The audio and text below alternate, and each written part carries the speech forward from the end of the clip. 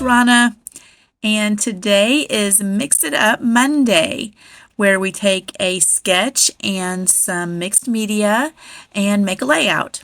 So today, and there's the sketch. Today I am using the Vintage Vibes Kit 1 that Sara Scraps put together, along with things from my stash. And I created a layout of my granddaughter in front of our neighbor's tree.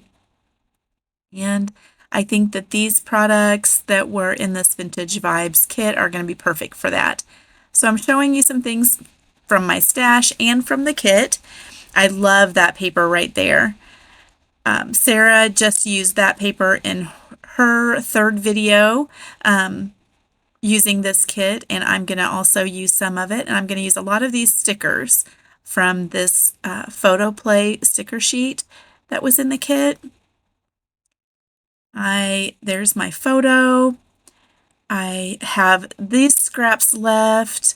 That was a stamperia paper. I ended up not using it, but I did use this old Bo Bunny paper.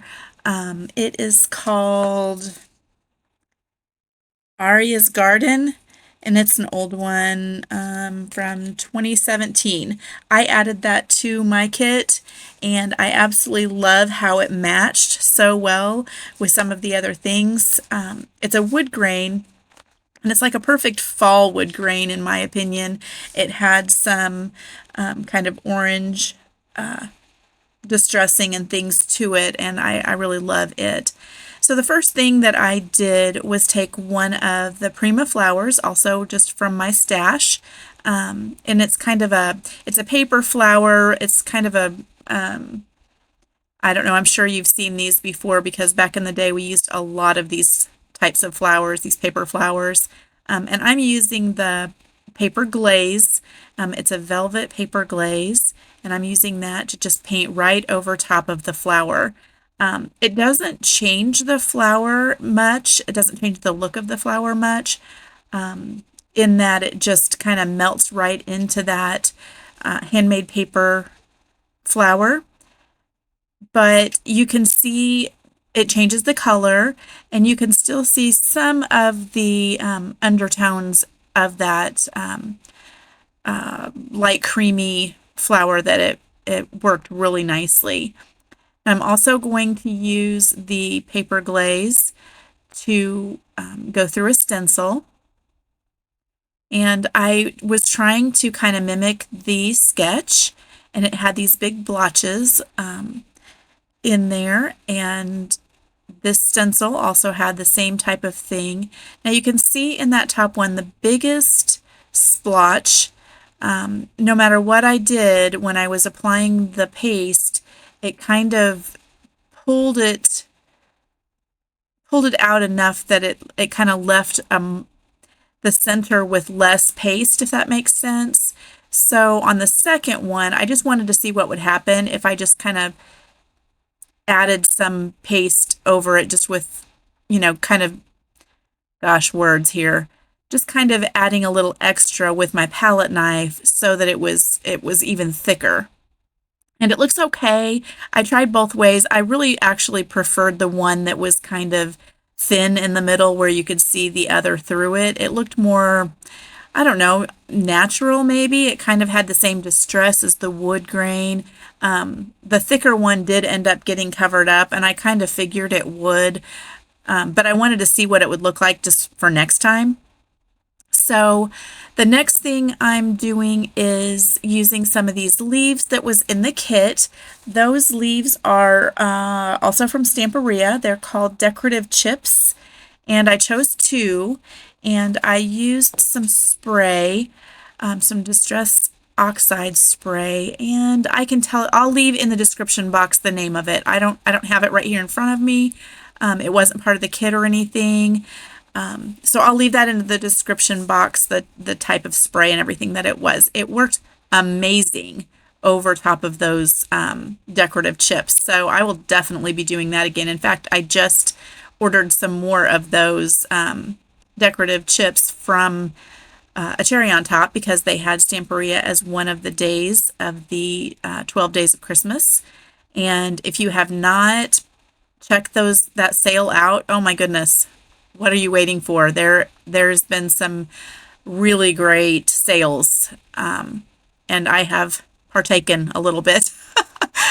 It's been good. And the way they do their shipping now, if you don't order enough for free shipping, you can just hold your order and or they'll hold your order. You could still pay for it, but they hold it until you meet the free shipping threshold and then they ship the whole thing. So that is fantastic. You get a sale and free shipping. So you can't beat that for sure. So I'm using several of the stickers, but I didn't have my little powder tool handy.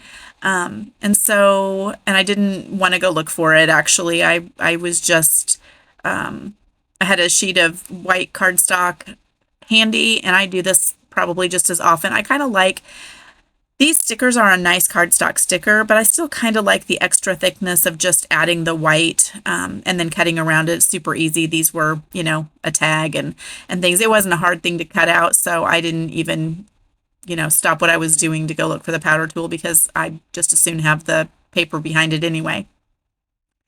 So I'm going to go ahead and pop up my photo because I know I want that.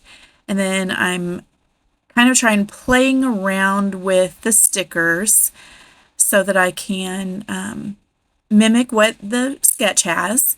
And in the sketch, you can tell that there's a tag. You can tell that there's some circular elements. One looks more like a pinwheel, but I'm using my flower to kind of be that. And I know I want to use those leaves on there because it's perfect with this photo. And if you'll remember a few videos back where I did one of the other Vintage Vibes layouts, I used my other granddaughter who also has this exact same matching dress. And when we got this shot of Addie, we had actually had both girls, but because they both have these dresses. So anyway, I knew that the glaze was going to match perfectly with the background of the dress. This layout came out a lot different than the other one. I didn't try and do the same things or anything like that, but I love how that glaze matches perfectly. And the stickers actually bring out the different tones, and I love how this layout came out. I am going to use another one of these crocheted doilies and one of the pumpkins. And actually that pumpkin I had already fussy cut during the last layout that I did using the kit. So this is my third kit, or this is my third layout with the kit as well. And I already had it fussy cut, so I knew I wanted that to be part of that bottom cluster. My journaling for this layout is going to be in a little bit different spot than what it has in the sketch, and I'm not going to do it on screen. I am going to use that piece that says "Always See the Beauty" as my title. It's not going to be there, but I am going to use that piece as the title. So I'm going to go off screen here and get some things glued down and decided. I have that frame kind of on my finger, and I'm going to just use some strips of paper to put behind it so that I don't have to cut out the center. I just cut 4 strips and use it instead of a whole big piece and then cutting out the center. So I did that off screen, and then you can see where I ended up placing the frame and the title piece. And I have that leaf kind of under it. And I also added a butterfly sticker and a floral sticker up there because I just felt like the 3 pieces that I had were getting too lost. They were just too similar of colors. So I added some that had a little bit more of a darker orange and yellow. So now I am tying the bow, and you see me turn the whole thing upside down so that when I make a bow, and I'm not sure everyone does that, but if I make a bow, I just struggle with the tails when I do it straight. But if I do it upside down, almost always the tails are better. So I poked 2 holes so that I could go through the doily and the paper. And I did that because I didn't want the doily to be scrunched up when I tied my knot before I tied the bow. So I just poked the holes all the way through, and then it gave it that much extra so that it wouldn't get all bunched up. And I'm going to go ahead and use my Nuvo Deluxe adhesive to add dots of glue and then shape the bow exactly how I want it so that it'll stay in place even when I'm putting it down into my page protector. I do that most often with my bows, and I added this bow because I used this same brown twine up there on the tag, and I like to have it in more than one place. And since we have two main focal pieces here on this sketch, that's why I added the twine in those two places. So I'm going to also add some of this gold paper glaze, and in one of my other videos I told you that I was not brave enough yet to use this and use the dropper, and oh my goodness, I love how this turned out. If you have some of this stuff, it's I've talked about it in lots of other videos, and of course the name is leaving me right now. I'll leave the name of that in there in the description box as well. It's liquid gold, and it's paper splatter, but the name of the company has left me, but I will put it in the description box. I'm sorry about that. The way this dried, though, after I put those big drops down, is amazing. I know you probably can't see it in the close-ups as good as what it looks like in real life. I just love it, though. It's amazing. The color, the sparkle, and the way it just made perfect circles is so pretty. So there's all of my final pictures. There are lots of people playing along with Mix It Up Monday. So check out the description box also for the playlist so that you can see what everyone else did with the sketch. It was a fun one to do. So I loved playing along, and I hope you will love seeing what everyone else did.